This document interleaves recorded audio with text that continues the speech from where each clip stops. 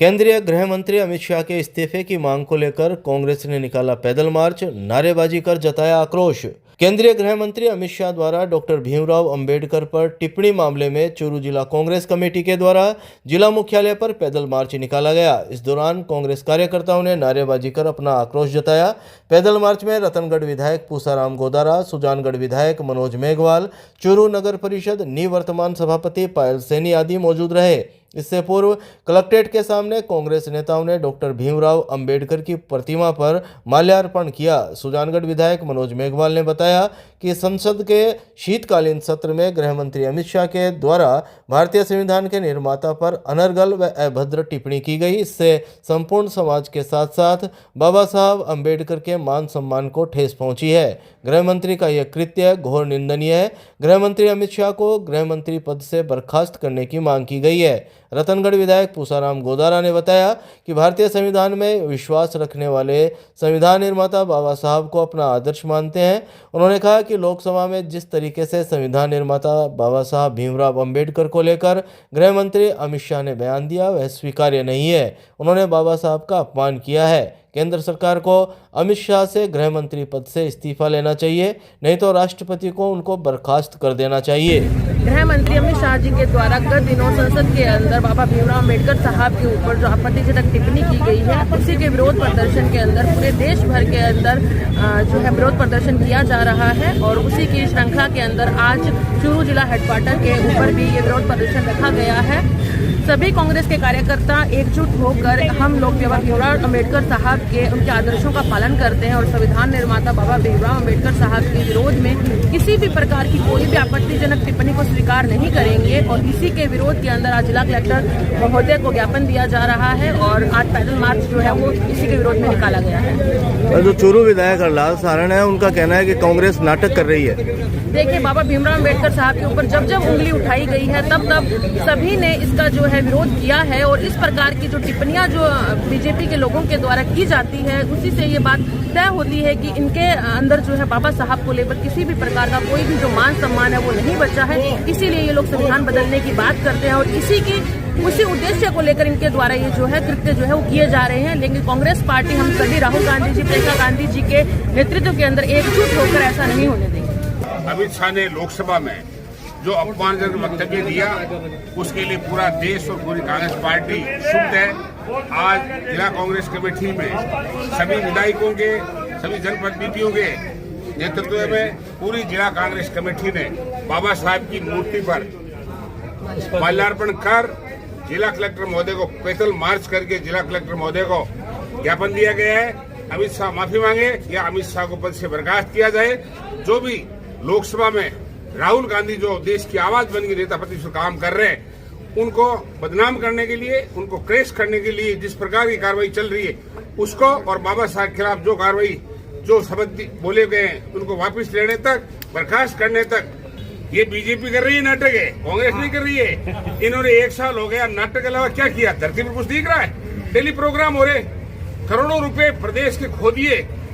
राजस्थान में जो प्रधानमंत्री जी का कार्यक्रम हुआ, पूरा सरकारीकरण हुआ और ये पूरा सरकारीकरण के आधार पर मंत्री जी आ जाते हैं, भाषण दे जाते हैं और सबको बुला लेते हैं। धरती पर जीरो है।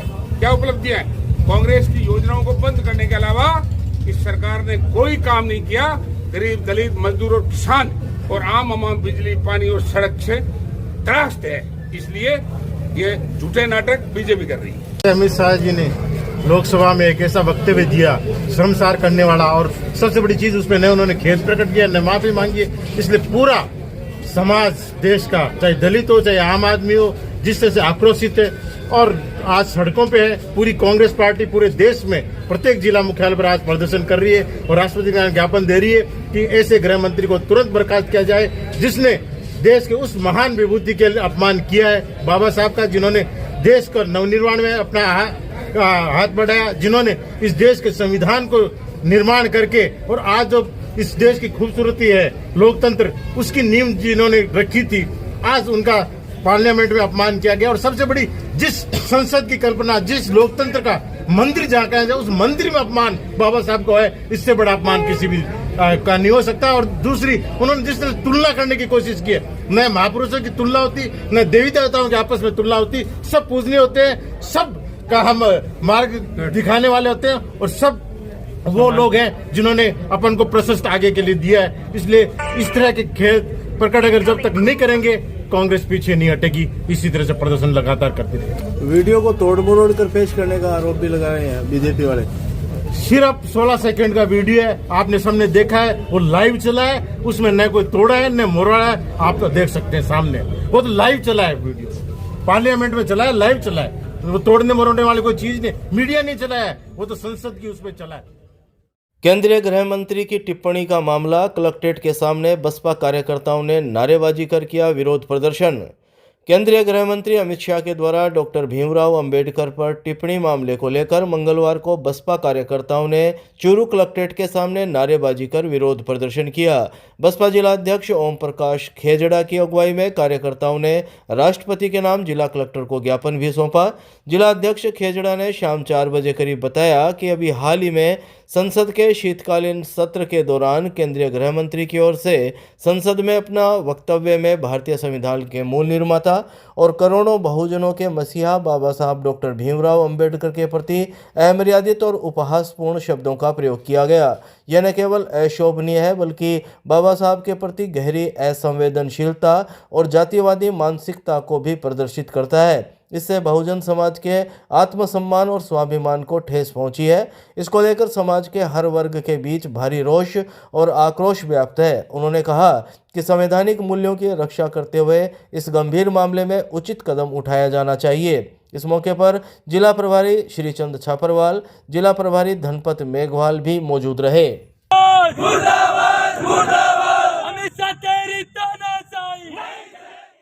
चूरू आरसीएचओ कार्यालय में राष्ट्रीय बाल स्वास्थ्य कार्यक्रम की समीक्षा बैठक, सीएमएचओ ने मोबाइल हेल्थ टीमों को दिए निर्देश। चूरू के आरसीएचओ कार्यालय में मंगलवार को राष्ट्रीय बाल स्वास्थ्य कार्यक्रम की समीक्षा बैठक आयोजित हुई। चूरू के चिकित्सा एवं स्वास्थ्य विभाग द्वारा शाम 5 बजे करीब जारी प्रेस नोट के मुताबिक बैठक में सीएमएचओ डॉक्टर मनोज शर्मा ने सभी मोबाइल हेल्थ टीमों को अपनी स्क्रीनिंग बढ़ाने और अधिकतम बच्चों का इलाज करवाने के निर्देश दिए। उन्होंने न्यून प्रगति वाली टीमों को समय रहते सुधार करने की बात कही। उन्होंने कहा कि समय रहते अगर रिपोर्ट में सुधार नहीं किया गया तो कार्यवाही की जाएगी। परियोजना अधिकारी डॉक्टर मुकेश ढिगरवाल ने वीसी के माध्यम से सभी टीमों की समीक्षा की। उन्होंने सभी को ऐप के माध्यम से रिपोर्टिंग करने और आगामी लक्ष्यों की प्राप्ति के निर्देश प्रदान किए। जिला नोडल अधिकारी डॉक्टर विश्वास मथुरिया ने सभी टीमों की मासिक प्रगति रिपोर्ट की समीक्षा करते हुए कम सर्जरी वाली टीमों को आगामी माह में बढ़ाने और माइक्रो प्लान अनुसार फील्ड विजिट करने की बात कही। समीक्षा बैठक में अतिरिक्त जिला नोडल अधिकारी Vijendra Bhati, social worker Hemraj Kumawat, doctor Sushil Harit आदि मौजूद रहे। आलोक सिनेमा के सामने स्वतंत्रता सेनानी कुशल सिंह राठौड़ के बंद मकान में चोरी, एंटीक आइटम, ज्वेलरी और नकदी पर किया हाथ साफ। चूरू जिला मुख्यालय के आलोक सिनेमा के सामने पुरानी टंकी के पास स्थित स्वतंत्रता सेनानी कुशल सिंह राठौड़ के बंद मकान में मंगलवार को चोरी की वारदात सामने आई है। अज्ञात बदमाश घर के ताले तोड़कर एंटीक आइटम, ज्वेलरी और नकदी चोरी कर ले गए। सूचना के बाद कोतवाली थाना पुलिस मौके पर पहुंची और घटना स्थल का निरीक्षण किया। अज्ञात चोरों ने बंद मकान के मुख्य दरवाजे, कमरों और उसमें रखी अलमारी व संदूकों के ताले तोड़कर इस वारदात को अंजाम दिया। स्वतंत्रता सेनानी कुशल सिंह राठौड़ के पुत्र धीरेन्द्र सिंह राठौड़ ने दोपहर 2 बजे करीब जानकारी देते हुए बताया कि उनकी मां भाई के घर पर रहने गई हुई थी। यहां घर पर ताला लगा हुआ था। मंगलवार को जब पड़ोसियों ने घर का एक गेट खुला हुआ देखा तो उन्होंने फ़ोन करके सूचना दी। इसके बाद इस चोरी की वारदात का पता चल पाया। उन्होंने बताया कि अज्ञात चोर उनकी मां के अलमारी में रखे करीब 5 लाख रुपए के गहने, एंटीक बर्तन और अन्य सामान तथा करीब 25,000 की नकदी चोरी कर ले गए। बहरहाल कोतवाली थाना पुलिस ने घटनास्थल का निरीक्षण कर जाँच शुरू कर दी है। इस मकान ये बंद था, माता जी आती जाती रहती। माता जी भी हाउसिंग बोर्ड में दूसरे भाई के पास रहने चले गए थे, तो पीछे से ये मकान बंद था और रात को करीब 12:30-1 बजे कोई चोर घुसे। इसमें बंद कमरों में एंटीक सामान थे, बर्तन थे, वो ले गए। एक कमरा था माता जी का, उस कमरे में अलमारी में माता जी के ऑर्नामेंट्स थे, वो ले गए। कोई नकदी थी 20-25 हजार रुपए की, वो ले गए। जो है वो पड़ोस वाले भाई साहब जो रहते हैं, उन्होंने साइड वाले नौरे का गेट खुला देखा तो उन्होंने फोन किया। उसके बाद हम यहाँ आए तो हमें संभाला और ये सब फ्रांसी के वो सब बर्तन ले गए, पूरा सामान, पूरे कमरों के ताले टूटे हुए पड़े हैं, पूरा सामान एक बिखरा हुआ पड़ा है। अब मूल्यवान जो भी सामान था वो चोरी करके ले गए। करीब 10 एक ब्रेस ऑर्नामेंट्स थे, तो आप देखेंगे करीब 5-1 लाख रुपए के थे। वो माता जी के गहने थे जो अलमारी में लॉक थे। अलमारी टूटी हुई है, अलमारी को सरिये से तोड़ा गया है। राजकीय लोहिया कॉलेज के पास चाय कैंटीन की आड़ में हुक्का बार का संचालन, मौके से 1 दर्जन से अधिक युवकों को पकड़ा। चूरू के राजकीय लोहिया कॉलेज के पास चाय कैंटीन की आड़ में हुक्का बार का संचालन किया जा रहा था। यहां कोतवाली थाना पुलिस और कालिका पेट्रोलिंग टीम ने कोटपा एक्ट के तहत कार्रवाई करते हुए मौके से 2 हुक्के बरामद किए हैं और हुक्का बार संचालक सहित 12 युवकों को राउंड अप किया है। पुलिस की इस कार्रवाई से एक बारगी यहां हड़कंप मच गया और मौके पर लोगों की भीड़ जमा हो गई। डीएसपी सुनील झाझड़िया ने बताया कि कोतवाली थाना पुलिस और कालिका पेट्रोलिंग टीम ने यहां संयुक्त कार्रवाई की है। शिकायत मिली थी कि यहां कॉलेज की छात्राओं पर फफ्तियां कसी जा रही है और उनके साथ छेड़छाड़ हुई है। इस शिकायत के बाद पुलिस टीम मौके पर पहुंची तो वहां एक टी स्टॉल की आड़ में हुक्का बार का संचालन किया जा रहा था, जिस पर पुलिस ने मौके पर कार्रवाई करते हुए होटल संचालक सहित करीब 1 दर्जन युवकों को राउंड अप किया है। उन्होंने बताया कि शहर में आगे भी इस तरह की कार्रवाई जारी रहेगी। डीएसपी ने बताया कि सार्वजनिक स्थान पर धूम्रपान करना कोटपा एक्ट के तहत अपराध है। पुलिस को अभय कमांड के द्वारा सूचना मिली कि लोहिया कॉलेज के पास कुछ बदमाश टाइप के व्यक्ति सड़क आम व एक चाय की दुकान है उस पर बैठे हुए आने जाने वाले लड़कियों के साथ छेड़छाड़ी छेड़छाड़ने की घटनाएं करते हैं, जिस पर आज कालिका यूनिट व कोतवाली पुलिस ने कार्रवाई की। इसमें 15 व्यक्तियों को राउंड अप की है, जिनके खिलाफ आवश्यक कानूनी कार्रवाई की जा रही है। वहाँ पे हुक्का भी मिला है, लोग हुक्का की कार्रवाई भी कर रहे हैं, तो उनके खिलाफ हुक्का बार कोटप्पा एक्ट में कार्रवाई की जाएगी।